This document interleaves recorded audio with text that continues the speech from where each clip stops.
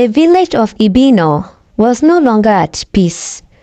Where once the people stood together in their suffering, now they were divided. Enobasi's supporters clashed with Adugo's followers, and the tension threatened to spill into open violence. Adugo, ever the strategist, used her family's wealth and connections to rally more supporters to her cause. She held secret meetings, convincing warriors, elders, and traders that a woman on the throne was better than a foreigner who could not even speak their language. She argued that while Ibino had never had a queen, perhaps it was time for a new era. Would you rather be ruled by a stranger or by one of your own? She would ask, her voice full of fire. Her words took roots in the minds of many, and soon half the village stood firmly behind her. On the other side, those loyal to the prophecy did all they could to help Enobasi adjust to Ibino life. They taught him their language, traditions, and history, but he struggled. The words felt strange on his tongue, the customs unfamiliar. "How can I be their king?" young Enobasi asked one night.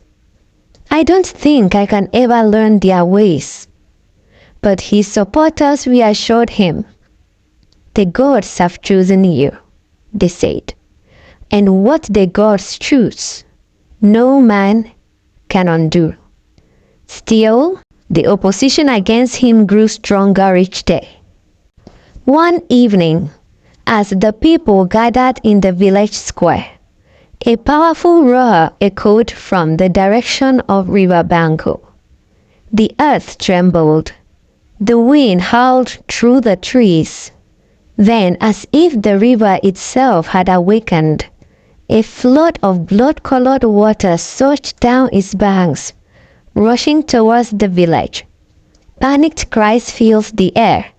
The villagers scrambled for shelter, but the water stopped just at the edge of the village, hovering like an angry spirit before retreating back to the river. The elders gathered immediately. "The river grows impatient," one of them murmured. "If we do not act soon, worse will come." But Adugo's supporters remained defiant. "If the river is angry, let it be angry," they said. "A boy raised by our enemies will never sit on our throne." The village remained in chaos, torn between faith and rebellion. That night, a dangerous plot was hatched. Fearing that the elders might force Enobasi onto the throne, a group of Adugo's warriors conspired in secret. Their plan? To take the boy and abandon him deep in the forest of Ukwa, where he would never be found again. If he was gone, Adugo would have no rival. The night was dark, and the air was heavy with silence. Adugo's loyal men moved like shadows through the village, their mission clear: to abduct Enobasi, take him deep into the forest, and leave him there to die.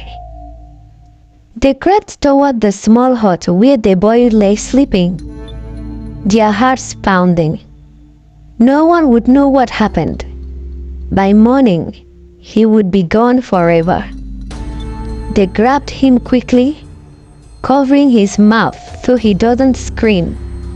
His young eyes were wide with fear.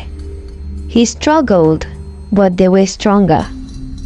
With their prize secured, they made their way toward the thick forest that separated Ibino from Ukwa. But just as they reached the entrance, something impossible happened. A mighty wall of water rose before them, tall, thick, and blood red. It stretched from one end of the forest to the other, blocking their paths completely. The men froze, eyes wide with terror. The water wasn't moving like normal water. It stood still yet alive, humming with power. Then their bodies felt them. Their legs weakened. Their arms went numb. Their knees shook violently before they collapsed to the ground. They tried to move, but they couldn't. Their bodies were paralyzed. Enobasi, still tied up, watched in shock as the men lay helplessly on the ground. The red wall of water remained standing, as if guarding the boy from harm. At dawn, farmers on their way to their fields stumbled upon a scene so terrifying that they screamed and ran back to the village. There at the forest's edge, the kidnappers lay motionless. In the middle, Enobasi was tied up, untouched but frightened, and in front of them, the impossible wall of red water stood tall. The entire village rushed to the scene. People began whispering among themselves. What kind of power was this? Then, before their very eyes, the wall of water began to dissolve. It melted into the ground, flowing away into the streams that fed from River Banku. A heavy silence fell over the crowd. "This is a sign," an elder whispered in awe. "The gods have spoken." The villagers rushed forward, untying Enobasi. He was shaken but alive. Then the villagers turned to the abductors, demanding answers. Fearing for their lives, the paralyzed warriors confessed everything. They revealed that Adugo had ordered them to take Enobasi away and leave him in the forest. The crowd erupted in rage. Without wasting time, they stormed the palace, dragging Adugo out. She tried to beg, to deny, to blame others, but no one listened. The elders declared her guilty, and she was banished from Ibino forever. Humiliation clung to her like a heavy cloak as the angry villagers cast her from the kingdom. That same day, the village gathered in celebration. Drums thundered, dancers lit in the air.